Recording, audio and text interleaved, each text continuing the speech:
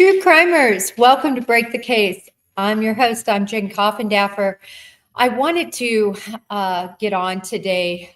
Again, this is kind of impromptu for those of you who have notifications and wonder why in the world this isn't more in advance.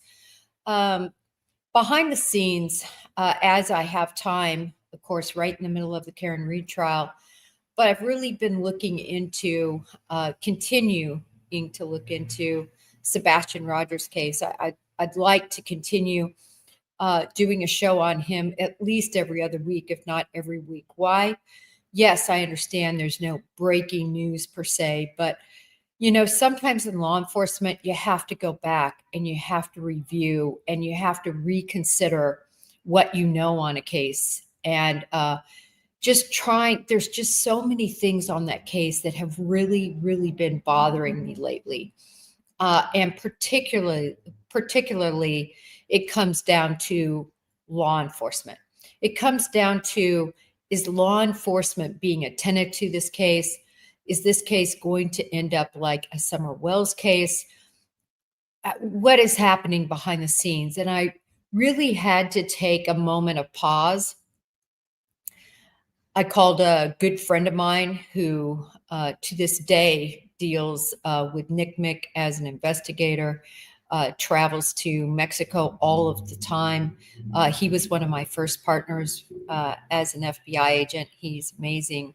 And then also really look back at the missing cases that I personally handled and really take myself back to that time and space.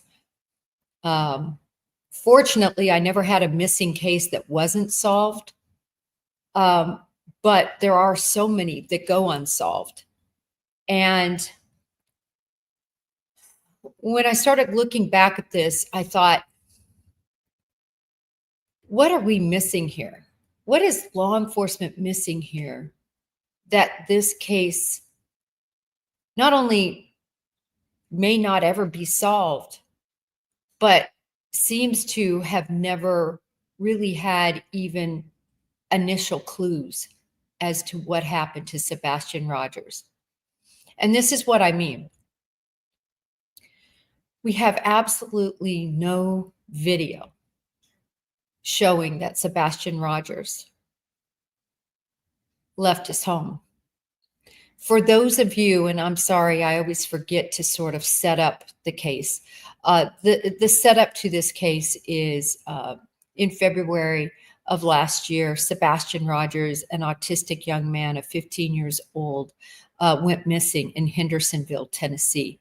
The last person to see him was his mother, Katie Proudfoot.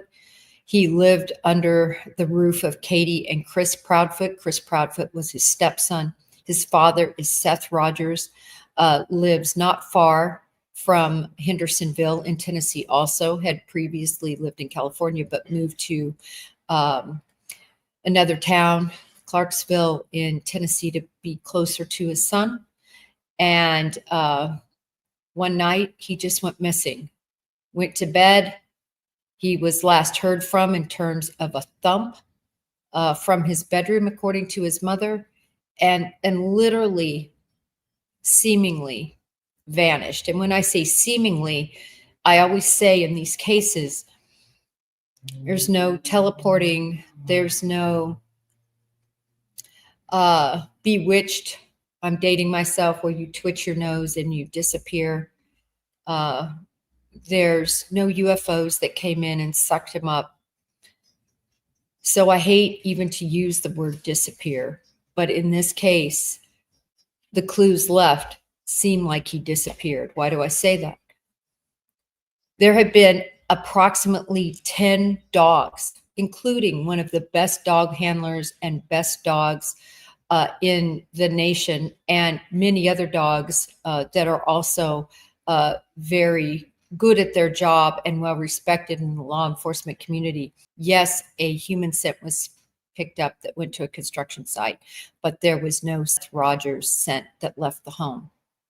Even though, according to reports from his mother, Katie Proudfoot, he left without shoes, and she's certain about that. There's This was an unequivocal point that she made. He didn't have a lot of shoes, from my understanding, and it's clear that he left without his shoes, if you are to believe his mother on this point. And there's really no reason to lie about that point. In fact, it makes it look worse for Katie Proudfoot. So I believe that he left with no shoes. It's unclear whether he had socks or not. He left in the dead of the night. Sometimes she believes between 12:30 a.m. and 6 when she went to wake him up. It was cold that night, although it was really the next night that got freezing cold. This night was in the 50s, still very, very cold by the standards of being barefoot and without a jacket. He had no coat. He had on lightweight, those Adidas type sweatpants with the stripes on the side, and sort of a lightweight type long sleeve shirt. And that's it. And disappeared into the night somehow. He had 2 dogs. They were apparently crated. There's just still not a sign of him. But I want us to focus in tonight, and this isn't going to be a long live, but it was just something I've really been bothered by. And that is law enforcement's sort of response on this. And again, pulling back to my experience, and then even calling a previous partner of mine and us really talking about this case. As law enforcement, when you have a case like this, there's almost no other cases you work that pull at your heartstrings like this. Really any case involving a child, but in this case involving a 15-year-old at the time. He's 16 now. He turned 16 in December. But somebody that is autistic, even though extremely high functioning, you still realize how vulnerable someone with autism can be. And I remember being in those shoes, having a case very similar. I'm not going to talk on it again because I've talked about it several times, but just to say that you live and breathe it every minute when you're working that case. You don't sleep. Sometimes people don't even leave the office. They fall asleep there. They don't go home because they realize the urgency. The minute you get on that case, you've got to work at full bore. There's no time to take 8 hours to go to bed. You need to work, and you need to all work in unison as a team and get as many people on board with it. And you search, and you on the background are conducting the interviews and polygraphs and doing everything you need to do to interview all of those who had any interaction. And you're getting those digital devices, and you're trying to get that even looked at exigently right away. And there's no part of me in this case that believes that Sumner County, because they are the lead, they were the lead, they still are the lead, that is not going to change. I don't believe they have jurisdiction. It's like Moscow, Idaho, that huge case, Moscow, Idaho, even though the venue's been changed in terms of court, still, nevertheless, the lead investigative agency, when you're talking about on paper who the lead is, who had the last decision-making power, and the prosecution being local, meaning Idaho as opposed to federal, it always stayed in that venue because you look at who has the strongest venue.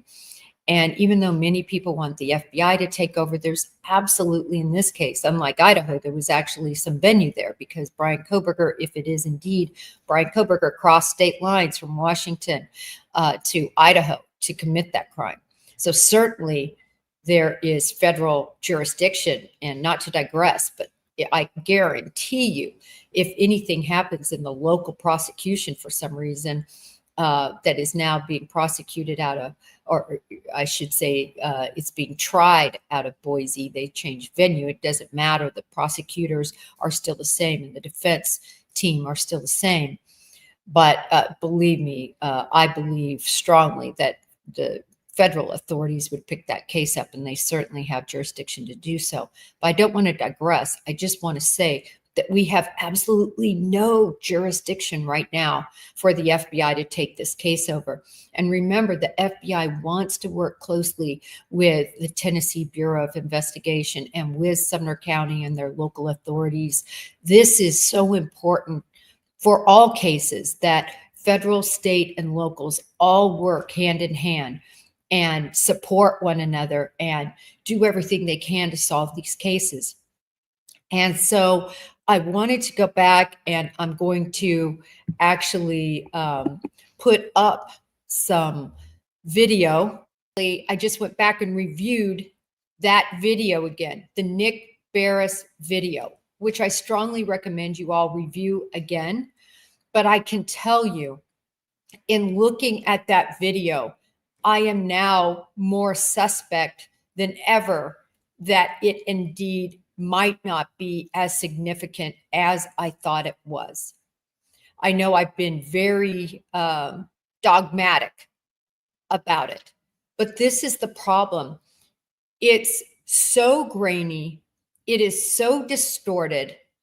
It is so unclear as to the angles that we're looking at and the distance and so forth that I am now really starting to wonder how significant it is. In large part, also because of what law enforcement has said. And law enforcement has specifically said it is not significant. I've always been troubled by that because I know everyone thinks that law enforcement lies to the public. Believe me, I understand that. But law enforcement really doesn't. The FBI just doesn't say anything typically. And law enforcement really does not want to lie to the public. That in large part is why I think you haven't heard much from law enforcement, because law enforcement doesn't have anything to say and they don't want to lie and mislead. And they're going to get pummeled with questions on this case and they don't have anything to say. So they're not going to give a press conference. That's as simple as that. But in regard to that light video, I also looked back at all of Seth Rogers. I've just spent doing this over the last hour, all of Seth Rogers' statements regarding the light video. If you look back on the March 29th interview of him that he gave to Pascal, it's the best one. I really recommend you go back and look at that. I would show it right here, but for some reason, when I'm sharing my screen, apparently it's not working. I really apologize. But nevertheless, please go back and look at what he says.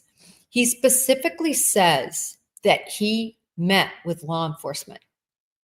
He describes it and says, the video we are seeing that Barris got in part, not all of it, that's very short, that the video is much, much longer. And that the video that he's seen, which is the original that law enforcement has, shows depth. It shows how a vehicle turned and was obstructed by bushes. And so it appeared that the light was missing, and then the light comes out. And then as it continues to go, now the lights seem together. He's really, really specific. And he also talks about how law enforcement showed him this in the light. And Mob Crew did something very similar, right? We call it overlaying. I think there was another individual that is a close associate of Mob Crew that Pinchu, I believe his name was, that was very intricate, involved in doing overlays in conjunction with what Mob Crew was trying to do. But the bottom line is, I don't think Mob Crew, myself, Pearls, and many others, we don't have what law enforcement has. And that's what makes me go full circle with what I'm going to say tonight. We don't have what law enforcement has. There is a reason that law enforcement literally pulled Seth Rogers in and Katie Proudfoot in and told them that that video, the light video, is not in play. And I know that I, for one, have been pretty emphatic that from what I see on there, we can see those two objects. But as I go back and continue to analyze and look at all we know in this case and really literally go backwards and look from the beginning, everything that's happened, which is what I'm doing. I'm treating it like a cold case. And that's the first thing you do is you start from the beginning. And I just know law enforcement knows so much more than we know. And I don't think they lied to Seth and Katie. Now, some of you may say, Jen, Seth has said other things. You know, I've even tried to pin Seth down when he's been on my program or when I've been on with him. Seth, did they really tell you this? Did you really believe it? And it's interesting because I find Seth to be very intelligent, but also very, very, very vulnerable. And he is someone that wants his son back so badly. He's somebody truly hurting. I know there's a lot of people, I've seen it all over the place. It drives me insane, that just hate Seth. I don't know what to say about that. Everybody has to make their own conclusions. I realize that I think Nancy Grace asked him, what has law enforcement said about that? And he says words to the effect really quick. I think they haven't said anything or words to that effect. And that was after, about a year after. I think that was in January of 2025, that interview. If you guys want to go back to it, I might have it written down the exact date. January 31st, 2025. I think what he's saying, I think he just wants it all to make sense. I think like the rest of us, none of it makes sense. But it made sense to him back in March of 2024. Law enforcement explained it in great detail to Katie and Seth. So what's my point with all of this? Now talking about the light video. I don't think they're lying to us. And I think the biggest problem with analyzing so much of this is we don't have that original video. And I'm worried that what we are looking at and what we are trying to decipher is not the full picture. It's not long enough. It's not clear enough. It's too distorted. And again, treating this case like a cold case file and looking back from the beginning again, looking back at all the dogs that had negative hits, looking back at everything that was negative in terms of search and rescue. All of that leads me to the conclusion that law enforcement doesn't know what happened at all right now, it would seem. At least, I'm going to change that. They don't know the details enough to either make a case and bring it to a prosecutor or to make a challenge to us in the public to give us clues so we can help them. In other words, last seen here, last seen there, sighting here, information about him here. We have none of that. And when you look at all of that, it explains why they are cold. But I don't think it means law enforcement has quit. I don't think it means that they, like all of us, and more so, I will say, care and are trying their damnedest. I know I'm not a cusser. To find Sebastian Rogers. I also can tell you this, that on the dog and at night and all of that, I know they are getting clues called into them. Reports are being called in, probably because the amount they're offering now is $500,000 with everything combined. And that's good. Nothing has panned out that I know about, nothing. But I get updates as to what it varies. I'm very limited. I want the updates in terms of what comes in that is then disseminated to the FBI or Sumner County TBI, to law enforcement.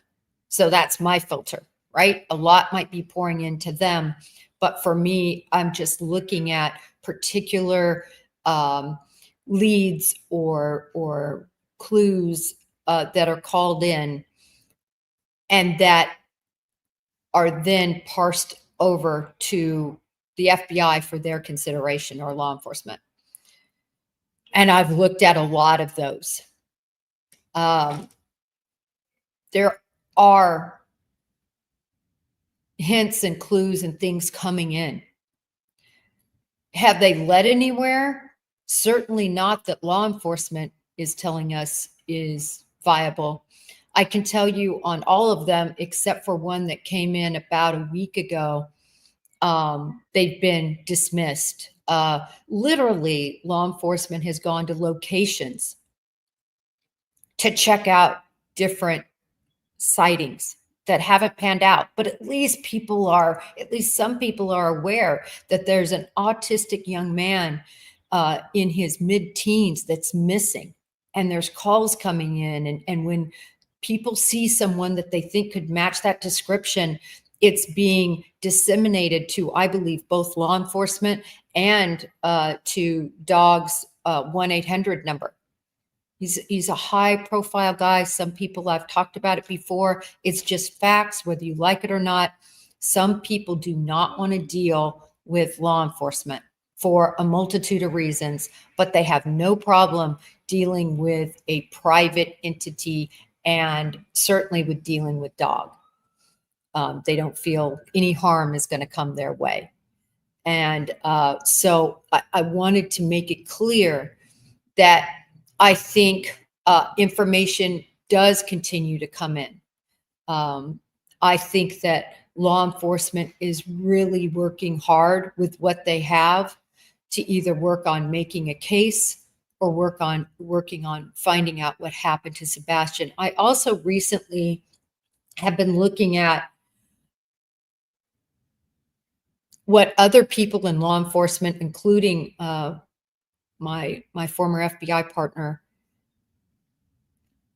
reminding myself that this is an autistic child. And I have this great clip, and I'm afraid to show it, that I'm not doing it correctly. I'm just doing a share screen, but I'm not getting it to come up. I think you guys aren't seeing it. So, but specifically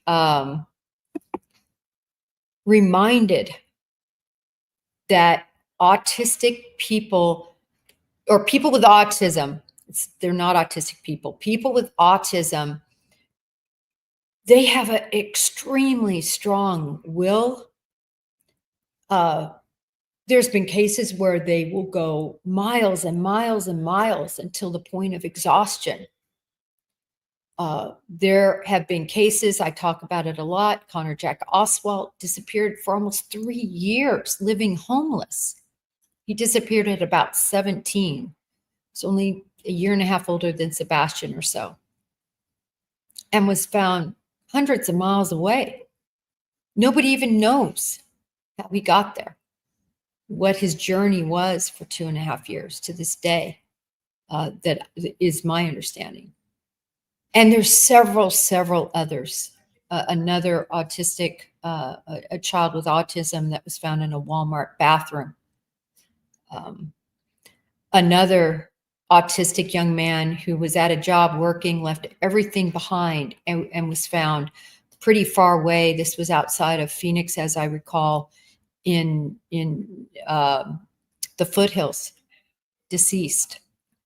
Had gone all that way. No signs of foul play. They had some video actually on that one, and it just showed him walking. So I have hope. And law enforcement, and I had these clips lined up, has made it clear to this day, they are saying they're not ruling anything out. You know, they're keeping that door open, but they don't have particular information that shows foul play. Now, I've always said, and I'm going to continue saying, this is a foul play situation, and most likely because he still hasn't been seen and he's gone. Am I saying Chris and Katie Proudfoot? No, I don't know that. What I am saying is someone. He just could not be gone for this period of time without being abducted or otherwise hurt by someone. I don't think he wandered away and went miles, and with the huge presence that was involved in the search for him, went undetected. But I still keep that as about a 1% possibility. I really have to keep it as a 1% possibility because of another case I had where everything was searched. But this one, you know, we solved it within 48 hours and found him deceased in a pond. But my point is that that's a 1%. Could he have been taken, kind of like a Connor Jack Oswald, and worked his way around and continued somehow, you know, on his own? Remember, we have a situation with a child who was not treated well. And I don't know what's happening in chat. I'll put my glasses on in a minute, but I have no problem saying that because of what I know. And I think he was treated pretty rough, especially for someone on the spectrum. And so could he have just wanted to never come home? And could he be making his way across the country like Connor Jack Oswald did? It's something we have to consider. But I just wanted to point out that I believe law enforcement is on it. I believe they are doing everything in their power to either solve where his whereabouts are or to put a case together against those they might believe are responsible. Again, that lights video,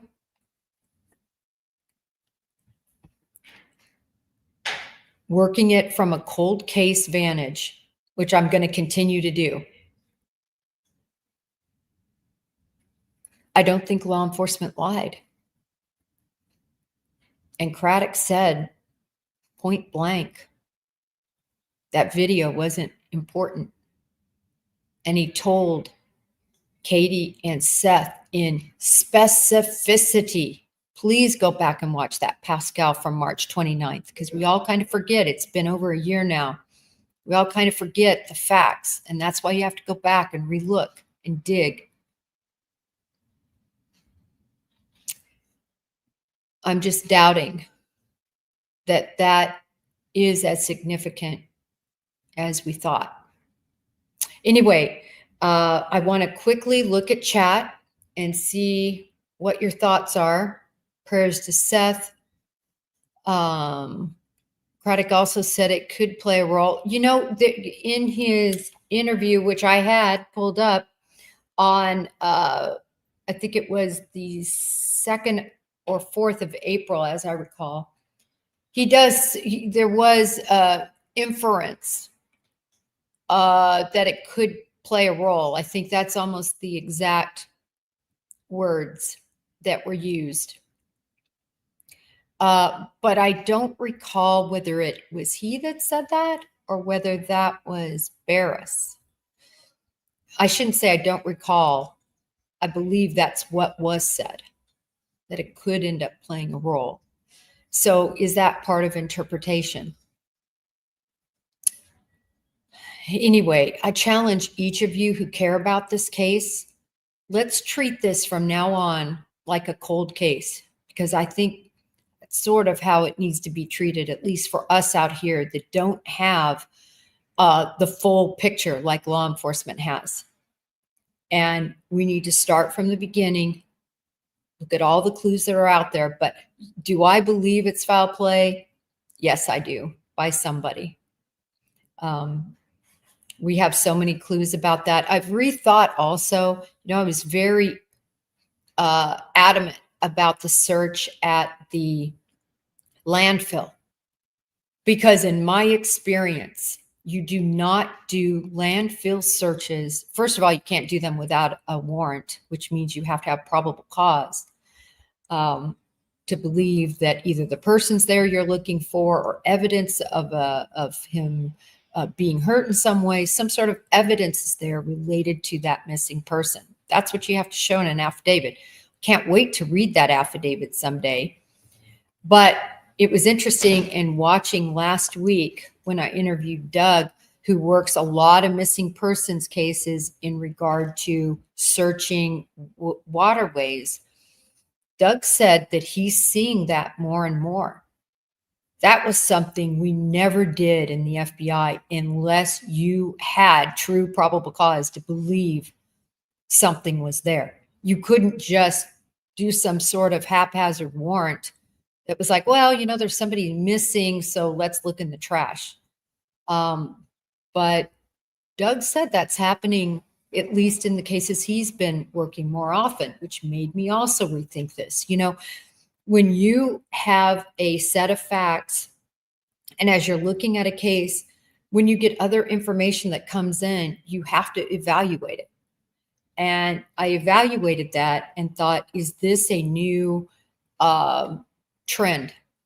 Now, if it is, I think it's absolutely ridiculous, because it would not give a warrant the proper search and seizure type requirements to me, in my opinion. It just doesn't protect that Fourth Amendment that we all have. So I would hope that they don't have some sort of boilerplate language and go in and search. And the other thing is, as you know, they only searched for hours. It wasn't a search like what they did with Quentin Simon. Remember, Quentin Simon, even though they had the exact location that he was dumped, because they had the exact dumpster he was dumped into, and then that individual, they knew the exact time it was picked up after he was dumped, and that dumpster driver knew exactly where he dropped it off and poured it into the receptacle that then went to the dump. Can you imagine? That's how much specificity they had. They knew the precise grid locations at that dump. And it took them 5 weeks of searching. The FBI's ERT team, the premier of premier, that team that went out there and conducted the side-by-side search of that area for 5 grueling weeks. And finally, they found Quentin Simon. So just going out for a few hours, remember, it was several days later, that's never going to cut it to be able to search a dump. It's never going to cut it, because you have to search east, west, north, south, and up, down in grueling conditions. So anyway, that will always bother me, but I'm trying to keep my mind open that maybe this is some new trend that in missing cases, because that's what Doug said, that they're starting to do that more and more. Anyway, I want to see what your thoughts are over here. We can't give up on Sebastian. We need to look at this as a cold case. We need to go back and review clues that we have. Nick are at night and Dog that are working together. They need to keep working together to provide that venue for people to possibly call in, because they're getting activity. It's just a fact. And law enforcement, I believe, is also having activity. So let's keep the faith that Sebastian Rogers is still alive, and that if he is not alive, that law enforcement can make a case on whoever is responsible for taking this beautiful young boy's life. Thank you, everyone. Really appreciate you all. And until next time, keep his name out there, please. May justice be served.